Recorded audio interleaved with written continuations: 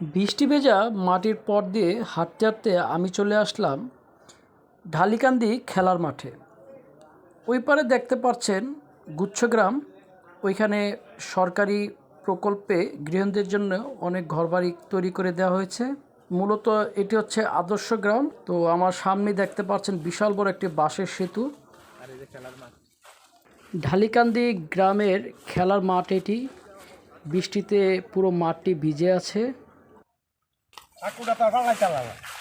কত বছর ধরে সাঁকুটা? এই তো মনে করেন যে না, এই আমরা ছোটকালের থেকে মনে করেন 20-30 বছরের বেশি ছোটকালের থেকে এভাবে এখান থেকে কতজন মানুষ আসা যাওয়া করে প্রতিদিন? আর ডেইলি মনে করেন যে কমসে কম 2-3 হাজারের কম হইব। তারপর এখান দিয়ে কোনো ব্রিজ হয় না এতদিনে? না, ব্রিজ হয় না। তাহলে যদি আপনার দয়া করে যদি মিলতাল করে দেন। এইটার নাম কি? এই নদীটার নাম আমি সঠিক বলতে পারবো। রজতরেখা। জি, কষ্ট আমাকে কষ্ট যাইব না। এখন আপনারা কি কাউকে বলেন না কোনোদিন? হ্যাঁ, এরকম উড়াই নিছে, সবাইকে তো বলে দিছি। আবার আমার কাছে মুরব্বীরা আইছিল, সবাই বলছে। এরপরে তো মনে করেন যে এই পর্যন্ত কোনো খবরই কেউই নেয় না, কোনো খবরই নেই, কোনো খবরই কয় না। আর দেন শুনিও না, নেয় তো অনেক মাই শুনিছি, 1-2 জন বহুত মাই। মেম্বাররা আসে নাই? মেম্বাররা স্যার, মেম্বারে জানলাই মেম্বাররা মেম্বাররা যদি এটা গুরুত্ব দিত এতদিন থাকতো। মানে আমার জনগণের আর কষ্ট দিতেছে।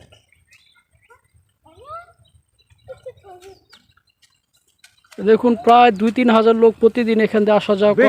কম হবে না মনে করেন যে এখান দিয়ে আজও পর্যন্ত কোনো সেতু বা ব্রিজ তৈরি হয়নি। 20 বছর, প্রায় 20 বছরের উপরে হবে। বেশি হইব, আরো বেশি। ছোট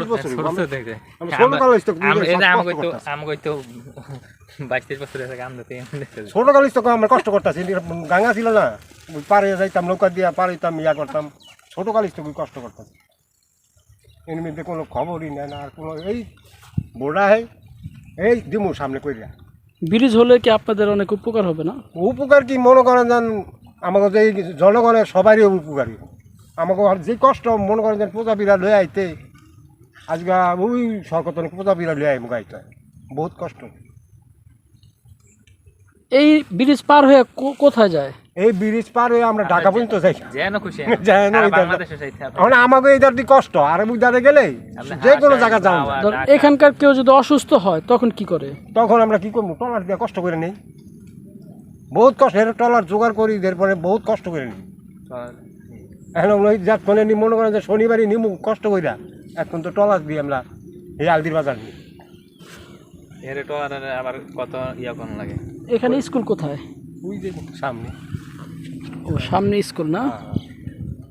আপনাদের বাড়ি কি এখানেই? হ্যাঁ, এখানে। আমি এখানে জন্মস্থান, এখানে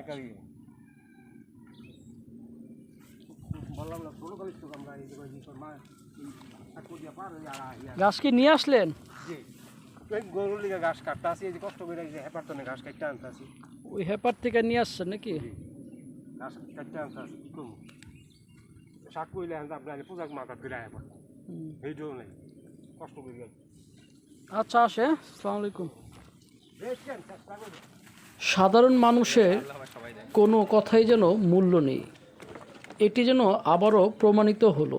একটি মাত্র সেতুর জন্য থেমে আছে এখানকার মানুষের স্বপ্ন। একটি সেতু হলে চিকিৎসা, ব্যবসা বাণিজ্য, শিক্ষার বিশাল পরিবর্তন ঘটবে এইখানে। প্রতিশ্রুতির উপর প্রতিশ্রুতি, নির্বাচনের পর নির্বাচন, সেতু বা ব্রিজের নির্মাণের কোনো উদ্যোগই নেই। এই একটি মাত্র সেতুর জন্য থেমে আছে এখানকার হাজারো মানুষের জীবনযাত্রা।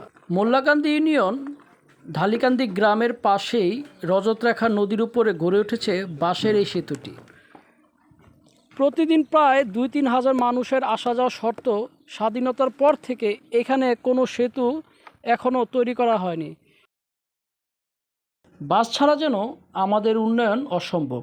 বাঙালির ঐতিহ্য বাস, তাই আমরা সব কিছুতে বাস ব্যবহার করে থাকি। কিন্তু 2024 সালে এসেও যদি আমাদের বাস খেতে হয় তাহলে কিছু বলার নেই।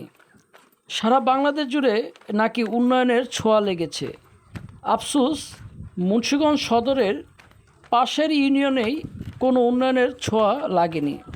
এখনও 10-12টি গ্রামের প্রায় 1000 মানুষের চলাচলের পথ বাঁশের এই সেতু দিয়ে যেতে হয়। আপনার একটি শেয়ারই পারে এই গ্রামের মানুষের ভাগ্য পরিবর্তন করতে।